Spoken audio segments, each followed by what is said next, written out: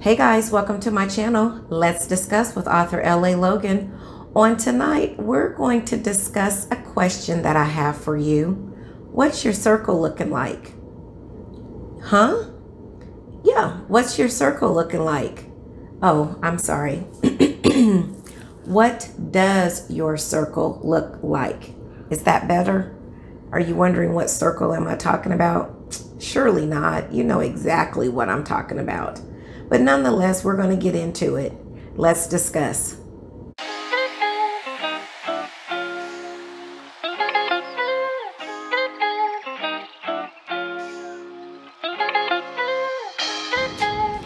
So guys, it's my last night in Jonesboro, Arkansas, and I thought I'd do a video to commemorate my wonderful hotel room.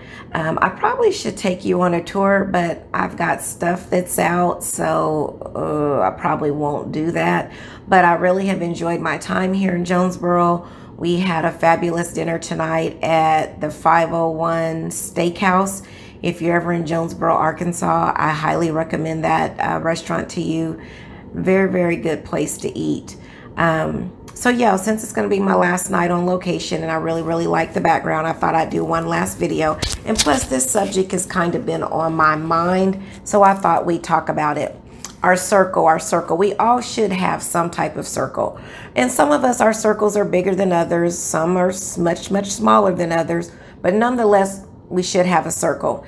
And what should that circle consist of? The circle is usually a group of people or individuals that you have a connection with, that you trust, that can get you together when you need to be gathered. You can have conversations with them. They share in your dreams and aspirations. They're encouragers to you. Your circle should also include somebody that's smarter than you, that knows more than you. There's an old saying that says, if you're the smartest person in your circle, or maybe it's group, either way it goes, if you're the smartest person in your circle, clique, whatever you want to call it, then there's a problem. You should always have somebody around you that's more knowledgeable than you. Not saying that you just got to be the low man on the totem pole when it comes to, you know, common sense, book smarts, or just good old-fashioned sense, but it's always good to have somebody in your circle that knows more than you know, somebody that can gather you, that can check you when you need to be checked. Yeah, who gonna check me, boo? They can check you, boo, and you'll be just fine. Somebody that can always give you the truth, you know, show you love when you need love to be shown, and then get on you when you need to be got on. So yeah, I'm asking on tonight, a part of our discussion is, what does your circle look like? And how big is your circle? Sometimes when your circle is too big, you have too much going on and you can't quite chase down information or get things done like you want to when you have too many people in your circle. But then sometimes when your circle is too small, you don't have enough knowledge there. So yeah, I'm doing a circle check on tonight. What's your circle looking like? Well, who's in your circle? Do you have people in your circle that don't need to be in your circle? Oh my goodness, I'm guilty of this.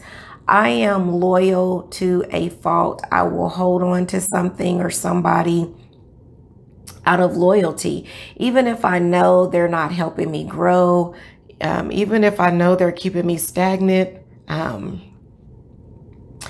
mean, I don't know why I do that. It's just something about trying to be there for people, and not wanting to cut people off per se. And I guess you don't really have to cut somebody off for them not to be in your circle. It just means maybe they're not the person you're going to confide in, or the person that you're going to go to when you need advice, or you need a little bit of direction.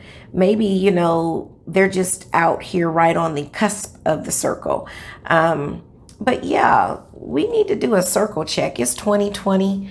Some of us got people in our circle that have been in our circle since 2000 or older or longer, or 2010, since the last decade, and their time is up. people, sometimes friendships do have an expiration date. Some people don't understand that. And I used to be one of those that I didn't understand. I'm like, if they didn't do anything to me per se, why does there have to be an expiration date? Maybe the expiration date is the fact that because they're not helping you grow, or maybe you've outgrown them. You know, sometimes you don't have to fall out with a person in order for them to qualify to be removed from your life. I mean, if you were, you know, a part of a group and I don't know, all you guys did was, I don't know, ride bicycles, because I don't want to say something that will offend anybody. And then, you know, I have deep folk that watch the channel, and I don't want to go too deep, because then that's just, yeah, no. You know me, I'm transparent and I try to keep it real. That's just what I do. But let's say you all used to ride bicycles together, and you decide that you don't want to ride bicycles anymore. You want to graduate to a motorcycle. But your group that you hang out with, your circle, they want to keep riding bicycles. So what you gonna do? You gonna keep riding bicycles, or are you gonna up your game and go ahead and move to the motorcycle? You can't hold yourself back. You can't be stagnant. I saw something one time that really stuck with me. It said something to the effect of, it's okay to see the potential in someone, but are you willing to stunt your own growth in order for them to catch up to where you're at? Meaning you're not going to grow until they arrive to where you are. Sometimes that happens quick, that, they figure it out and they're like, okay, that's something that I want to do. But other times it takes forever and ever and ever and ever. They're still going to the club. You've outgrown the club. That's not something you want to do. They drink until they pass out. You don't drink at all anymore. They like going to the casino. You don't have the casino life anymore. You know, it could be a multitude of things that maybe at one time you all had that in common, but now you no longer do. So do you kick them out the circle, or do you keep them in? I mean, if you decide to keep them in the circle, how are they helping you grow? If you've grown past where they are at, how are you helping them grow by continuing to be a part of what they like to do? Now, I'm not saying that you can no longer be friends with them, or go to lunch with them periodically, or even maybe going shopping. But when it comes to reaching the next level of your life, they may not be a part of that, or a part of that discussion even, because let's face it, they're not even going to understand or comprehend what you're saying, because they're not there yet. And it's no need in getting mad at them, or no need in starting your growth hoping that they'll catch up. So I kind of wanted to do a circle check one tonight. I mean, I got a pretty tight circle. I've got people in my circle that I know is way smarter than me, that can help me get to where I'm trying to go, and that I can talk to about anything, and I don't have to worry about it going anywhere. Now, I have had people in my circle in the past that, they had to go. I mean, it was just, why am I holding on to something that, or someone that they don't even fit? It's like a puzzle. When you're putting a puzzle together, you can't force a piece to fit into something that it wasn't made for. They weren't made to go with me this far. Expiration date. The expiration date had came and went, and I'm still trying to make something out of it. It's kind of like when your milk spoils, you can continue, you can cook with it. You might not be able to eat cereal with it, but you can cook with it. It still has a use. It's just not the primary use that it started out for. You can no longer use it for that without being sick. So same thing with a relationship that has expired within your circle. The way they started out with you was cool. Y'all was all on the same page. But as you elevated, they couldn't serve the purposes, or they couldn't be there for the elevation. They couldn't elevate with you for whatever reason. So on tonight, I'm just doing a little circle check, asking you to do a circle check. So let me know, have you done a circle check lately? Did you have to kind of remove someone from your circle? If so, let me know what happened down in the comments below. Yeah, that's a good discussion topic on tonight because it really got me to thinking about my circle. Yeah. So anyway, if this is your first time visiting my channel, welcome. I hope you enjoyed the discussion.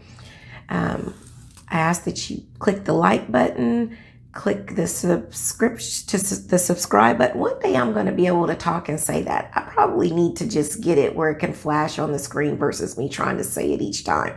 But yeah, click the subscribe button and click the bell. That way you're notified each time content is loaded to the channel.